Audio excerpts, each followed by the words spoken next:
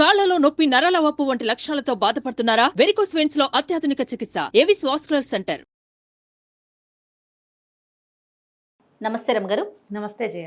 రమగారు, ఏదన్నా మంచి కథ చెప్తారా? వాళ్ళ పంచతంత్రంలోంచి మనకు తెలుసు ఆషాఢభూతి కథ.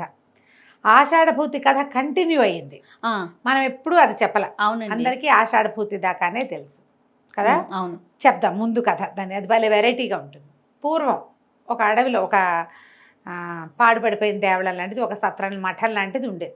అక్కడ దేవశర్మ అని ఒక యోగి ఒక ఆయన ఉండేవాడు. ఈ దేవశర్మ మొదట్లో సంసారం పరిత్యాగం చేశాడు, కానీ ఆయన్ని చుట్టుపక్కల వాళ్ళు వీళ్ళు పిలిచి డబ్బులు ఇస్తుండేవాళ్ళు. క్రమంగా ఆయనకు ఒక ఆసక్తి మొదలైందనమాట. మామూలుగా ఈ యోగులు సన్యాసులు ఏం దాచుకోకూడదు, గృహస్థుల ఇళ్లలో నిద్రలు చేయకూడదు. కానీ డబ్బు చేరుతుంటే డబ్బు వ్యామోహాన్ని కలిగిస్తుంది. ఆయన ఏం చేశాడు, దాన్ని బంగారు రూపంలో మార్చి ఒక విగ్రహ రూపం, ఒక శివలింగం కానీ బంగారంగా మొత్తానికి పెట్టుకున్నాడు. తన దగ్గర ఉంది, డబ్బు ఉంది. అయితే ఏం చేశాడు, ఆ డబ్బు వాళ్ళకి తెలియకుండా ఉండడం కోసం ఒక బొంతలో వేసి కుట్టేసుకున్నాడు. కొత్తగా వచ్చిన డబ్బు అందులో చేర్చి మళ్ళీ కుట్టేస్తూ ఉండేవాడు. ఆ బొంత ఎవరికి ఇచ్చేవాడు కాదు, అది వేసుకుని తనే కూర్చునేవాడు. అయితే ఈయన దగ్గర ఈ డబ్బులు ఉన్నాయని గమనించినటువంటి ఆషాఢభూతి అనే ఒకడు చూసి, గురువుగారిని నాకు కూడా సంసార పరిత్యాగం చేయాలనుంది, మీకు మళ్ళీ నేనేం సరసంగ పరిత్యాగంగా ఉంటాను, నాకు బోధించండి, నేను ఏ దేవుని కొలవాలి, ఏ పూజ చేయాలి, ఇట్లా బాగా నమ్మించాడు. నేను తిని వారం రోజులైంది, తినకపోయినా నేను బాగానే ఉంటున్నాను, ధ్యానం చేస్తుంటే అన్నం అక్కర్లేదు, నీళ్ళు అక్కర్లేదు అనగానే వీడు భక్తుడని భావిస్తారు కదా.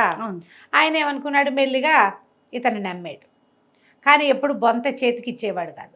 క్రమంగా కొన్నాళ్ళకి ఆషాఢభూతి చాలా క్లోజ్ అయిపోతే సరే ఏం చేశారు, ఒకసారి పక్క ఊరు వాళ్ళు ఎవరో పిలిచారు.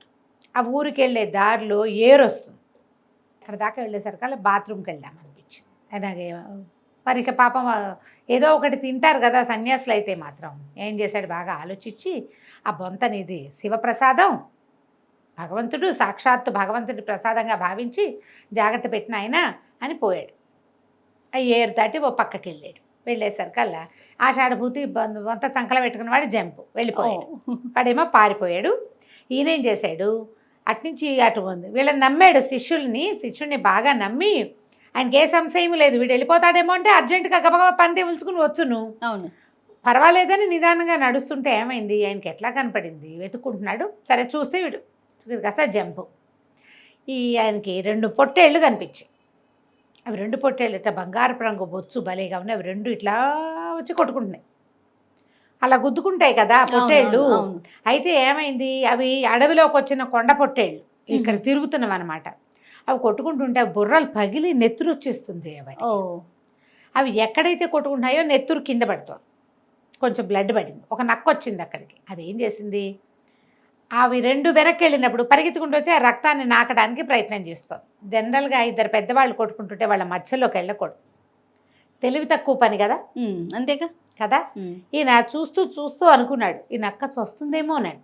వాళ్ళ మధ్య ఎప్పుడు కూడా 2 పెద్దవాళ్ళు కొట్టుకుంటుంటే వాళ్ళ మధ్యలోకి వెళ్ళకూడదు. వాళ్ళు కొట్టుకుని ఏదో ఒకటి తేల్చుకుంటారు. మధ్యలో 3వ వాడు ఎంటర్ అయిన వాడు సర్వనాశనం అయిపోతారు కథల్లో. అవును, మనం చూస్తూ ఉంటాం, మనకు లౌకికంగా కూడా తెలుసు. వాళ్ళ పేర్లు మనం చెప్పుకోం, అంతే కదా. అవునండి, రాజకీయాల్లో కూడా చూస్తాం మనం.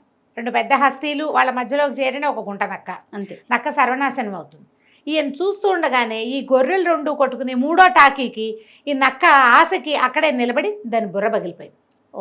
నక్క చచ్చిపోయింది.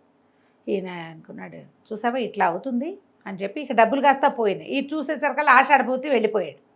ఈయన ఒక ఊర్లోకి నడవటం మొదలుపెట్టాడు. ఏ ఊళ్ళోకి అయితే తనని పిలవబడిందో అక్కడికి వెళ్ళటానికి మనస్కరించాలి, పిలుపు వచ్చిన చోటికి మనస్కరించాలి. ఇంకో ఊరు వెళ్తుంటే ఏమైంది, ఎక్కడ ఆహారం దొరకల. ఆయనకి ఎక్కడైనా భోజనం పడుకోవడానికి వసతి కావాలి. ఆయనకి ఒక సాలెవాడు భార్య ఎదురొచ్చారు. వాళ్ళిద్దరూ కళ్ళు కోసం వెళ్తున్నారు. కళ్ళు పాక దగ్గరికి వెళ్తున్నారు, కళ్ళు దుకాణానికి.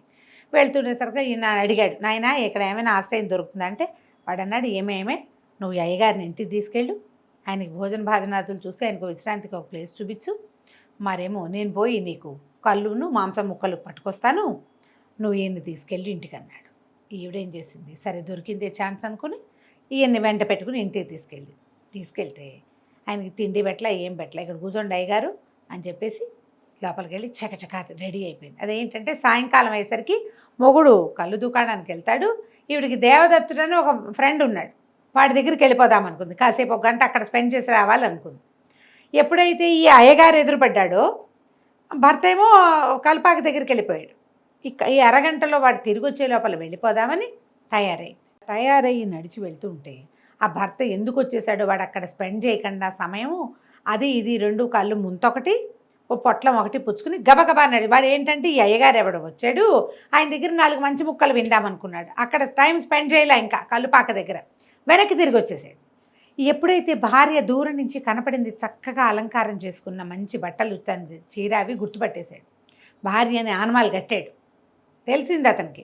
ఆ అమ్మాయి కూడా గుర్తుపట్టి అమ్మో వీడు వచ్చేస్తున్నాడు, ఇప్పుడు వెళ్ళకూడదని పరిగెత్తుకుంటూ వెళ్ళిపోయి వాడు నడిచేస్తున్నాడు. ఈవిడ ఒకటే పరుగు తీసింది ఇంట్లోకి, తీసేసి గబగబా బట్టలు మార్చేసుకునేసరికల్లా పని మంచి బట్టలు వేసుకుంది, మామూలు బట్టలు వేసేసుకుంది. ఈయన మన దేవశర్మ గారు ఉన్నాడు కదా సన్యాసి, ఆయన ఇటా చూస్తున్నాడు.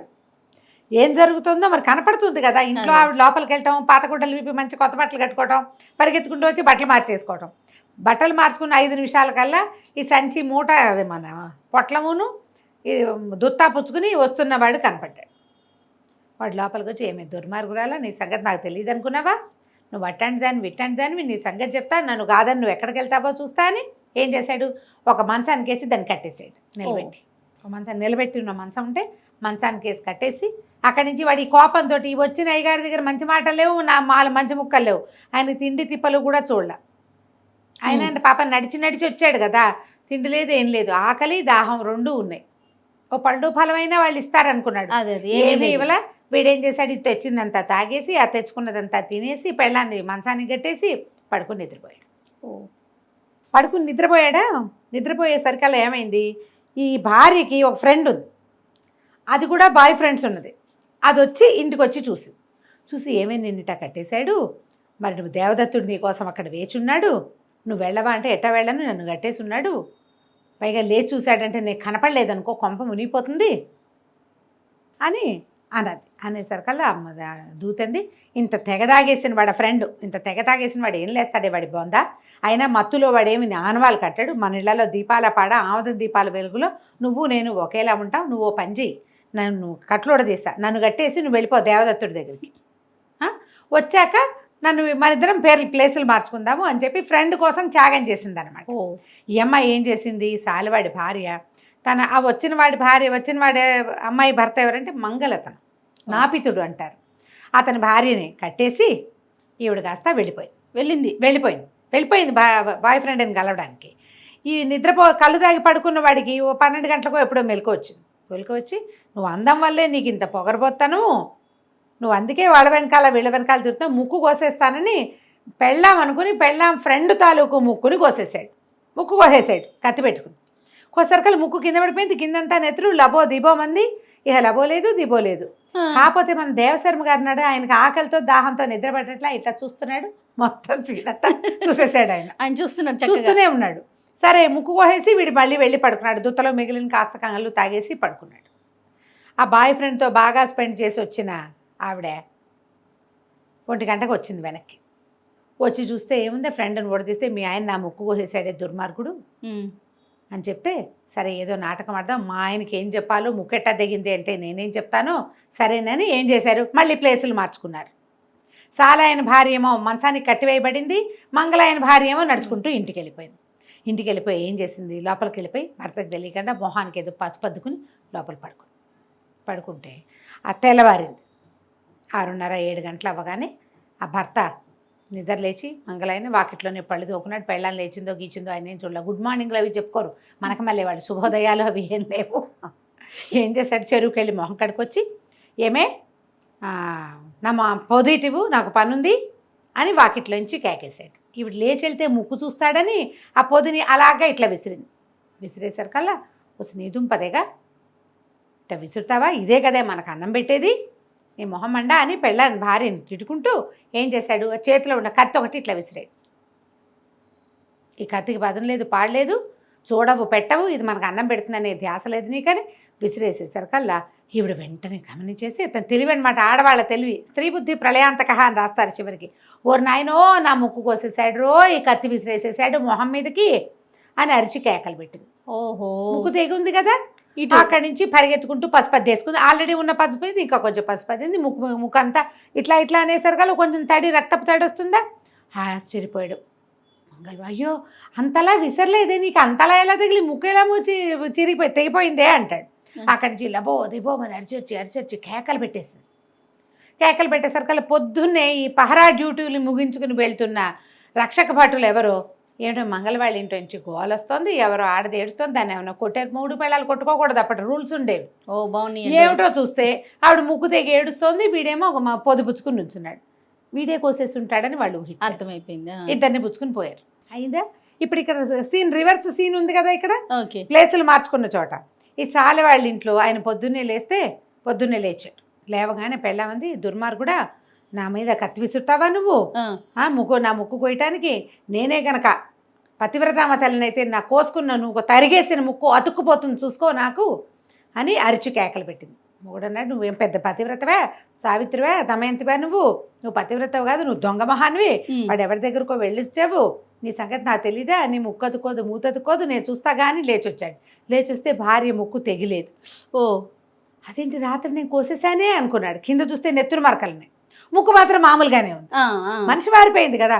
వీడు నిర్ఘాంతపోయాడు. అయ్యో రామా, నా భార్య నిజంగా పతివ్రత, అసలు ఈ కలియుగంలో ఇలా జరుగుతాయి ఎక్కడైనా? ముక్కు నా చేత్తో నేను తరిగా కత్తి వెతుక్కున్నాడు, కత్తి మీద నెత్తురు మరకలు ఉన్నాయి, తన చేతికి నెత్తురు అంటే ఇది కింద నెత్తురుది, ముక్కేమో మామూలుగా ఉంది. నా భార్య అంత పతివ్రత భూలోకంలో లేదని పెళ్ళాన్ని ఒక కట్లు తీసి దాని కాళ్ళు పట్టుకుని క్షమాపణ అడిగి, నీలాంటి పతివ్రత పెళ్ళమైనా సరే దాని కాళ్ళు పట్టుకోవాల్సిందేనని దాని భుజాల మీద ఎత్తుకుని ఊరేగించి, నీకు కావాల్సినవన్నీ నేను కొనిపెడతాను, నేను సంతోషంగా ఉంచడమే నా విధి అన్నాడు. మన దేవశర్మ గారు ఆ నాటకము చూశాడు, ఈ నాటకము చూశాడు. ఇక వీళ్ళ దగ్గర తిండి తిప్పలు దొరకవని ఆయన నడిచి వెళ్ళిపోతున్నాడు. నడిచి వెళ్తూ ఉంటే ఆయనకి రక్షక భటుల మధ్యలో లబో దిబోమంటూ ఏడుస్తున్న ముక్కు కోయబడిన ఒక అమ్మాయి, దాని పక్కన దీనంగా బుర్రవాల్చుకుని నడుస్తున్న దాని భర్త అయిన మంగళ అయినా కనపడ్డారు. కనపడంగానే నేను అనుకున్నాడు, ఓహో రాత్రి కేసు ఇక్కడికి వచ్చేసిందని వాళ్ళ వెనకాల నడుచుకుంటూ పోయాడు. రాజస్థానానికి తీసుకెళ్లారు. కోర్టు ఆస్థానం పూర్తిగా రాజుగారు కదా, న్యాయాధిపతి ఉంటాడు అక్కడ. తీసుకెళ్లేసరికల్లా మా ఆయన నా ముక్కు కోసేశాడని అమ్మాయి, వీళ్ళంతా ఏమో మగవాడు ముక్కు ఆడదాని ముక్కు కోయచ్చా, వీడికి శిక్ష వేయాలని సైనికులు. దేవశర్మ అన్నాడు, అయ్యా క్షమించండి, అది కాదండి జరిగింది, నిన్న రాత్రి ఒక పెద్ద నాటకం జరిగింది, ఆ నాటకంలో పాత్ర ఈ అమ్మాయి. ఇప్పుడు దీని ముక్కు గనక భర్తే తరిగేస్తుంటే వీళ్ళు ఇంటి నిండా నెత్తురు మరకలు ఉండద్దు, మరి ఎంత పసుపద్దితే మాత్రం. ఈ నెత్తుడి మరకల ఫలానా సాల వాళ్ళ ఇంట్లో ఉన్నాయండి, అక్కడ తరగబడిన ముక్కు, ఈ అమ్మాయి మంచిది కాదు అని చెప్పేసరికల్లా రాజుగారు ఆ న్యాయాధిపతి అన్నాడు, ఇది చేసిందే తప్పు, అక్కడెక్కడో ముక్కు తరిగించుకొచ్చి భర్త మీద వేసింది కాబట్టి దీని చెవులు కూడా తరిగేసి ఊడించి పంపించాలి. తో పాటు చెవులు కూడా గత్రించి పంపించారు. మంగళ అయిన తర్వాత ఇంకో పెళ్లి చేసుకున్నారు. కథ కంచికి మనం ఇంటికి భలే ఉంది. నీకు దీంట్లో ఇది ఏంటంటే ఎప్పుడు కూడా ఇలాగే మోసపోతారు ప్రజలు. అసలు జరిగిన కథ వేరే ఉంటుంది అంతే. వీళ్ళు కల్పిస్తే ఫ్యాబ్రికేటెడ్. ఇప్పుడు మనం చూస్తున్నాం ఫ్యాబ్రికేటెడ్ కేసులు. చూడు ఎప్పటిది పంచతంత్రం. అవునవును, ఏనాటి పంచతంత్రంలో ఫ్యాబ్రికేషన్ చెప్పారు చూడు. అవును, బాగా వెరైటీగా ఉంటాయి. అందులో 8 రకాల శ్లోకాలు పద్యాలు ఉంటాయో బాగుంటుంది. ఓకే, చాలా బాగుందండి. నమస్తే. నమస్తే.